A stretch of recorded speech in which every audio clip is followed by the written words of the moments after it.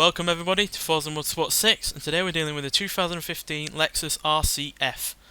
Now, this car has caused quite a bit of controversy among the car kind of fan base because it's brought a lot of hate on it. People have come down on it like a ton of bricks effectively, and personally I'm not as harsh on it, though I don't think it's by any means perfect because it isn't. So yeah, I'm going to compare this against one of its competitors as the 2014 BMW M4, because they really are quite similar. They're both front engine, rear wheel drive, both coupes, both two doors, both have pretty much good practicality in terms of boot space and rear accommodation, and they're even both practically the same length. As the Lexus is 185 inches and the BMW is 184, and they're also pretty much the same height, as the Lexus is 55 inches high and this is 54 inches, and the BMW is 54 inches high even. So yeah, pretty similar, but there are parts of both cars that are worlds apart, and one of these parts is engine, as we'll see now.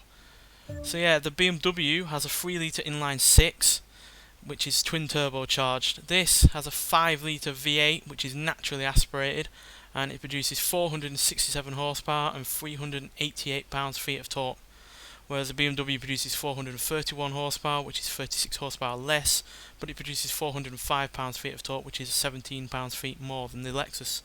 So yeah, completely different engine, not making a quick car, but they are also pretty similar in terms of 0 to 60 times, though the BMW is half a second quicker at 3.9 seconds.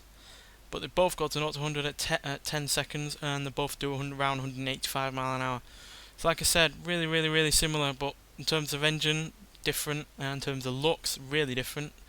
A lot of people have hated on the looks of this Lexus. Me, I kind of like it. I like it for its uniqueness, because there is really nothing like it on the market at the moment, and I like it in certain areas the way it looks, but then again there are other areas that I don't like. So yeah, the BMW is just a bit more ordinary and a bit more bland, but a bit more appealing as well in terms of how it looks. This is a bit harder to get the looks down to a T really. The headlights there, the LED ones there, being a bit weird, and the grille being a bit big. Yeah, pretty similar between the BMW and this, no doubt about it. But it comes down to being on the track. So let's take this onto the track and see how it does. Right, we're at Watkins Glen full circuit alternate. We're going to take it around on the first lap and talk through it on the second lap.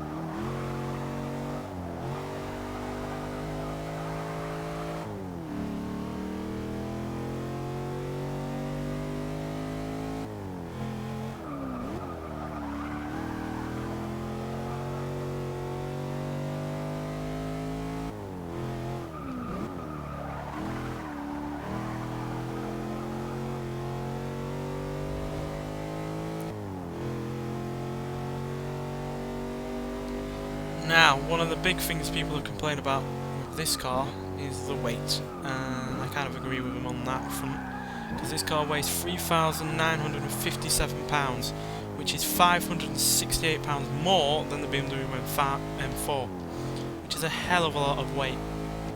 And granted, this does have more horsepower, but it's still not enough to outclass that weight, like I said, because this is slower than 0 to 60 by half a second, and still does the same amount of 0 to 100 time. Though there are other advantages to this car. I personally find this engine better than the one in the M4, not just because it has more power, but it sounds a whole lot better, I find. Though the BMW M4 engine does sound good, this just sounds a whole lot better, primarily because it's not restricted by turbos, and with it being naturally aspirated, it means you have power across the rev band all the time. Doesn't really rely on you to be in the right gear at the right revs for you to get maximum power, whereas that BMW, if you're a bit clunky with the gears, you end up having no power thanks to turbo lag if you're in the wrong gear at the wrong time. But the weight does, like I said, hinder it. It doesn't exactly help in terms of handling, though I personally find it to be perfectly good in terms of handling on this game.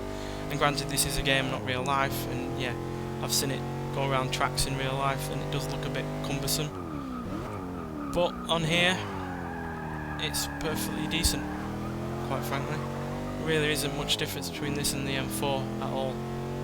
The M4 is probably a bit more refined,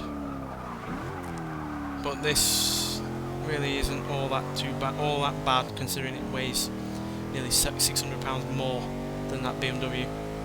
And thanks to the engine, it's got a bit more of a personality to it, and it's a bit easier to drive, and the fact that you're not relying on turbos for the majority of your power. And I also admire Lexus for doing what they've done with this car, because where other car manufacturers have gone with smaller engines, with turbo engines, these have gone for a big 5 litre V8 and gone, screw you guys, we're just going to go for this kind of engine with this amount of power, and we're not going to rely on turbos or a small engine to do it. Which is admirable. It's just a shame it's not really in a lighter, better looking body, which is the main thing that's hindering this car, and is the main thing why people are coming around to it as much as I'd like. But I can look past them and enjoy the engine and the driving for what it is. Anyway, thanks for watching, and I'll see you in the next one.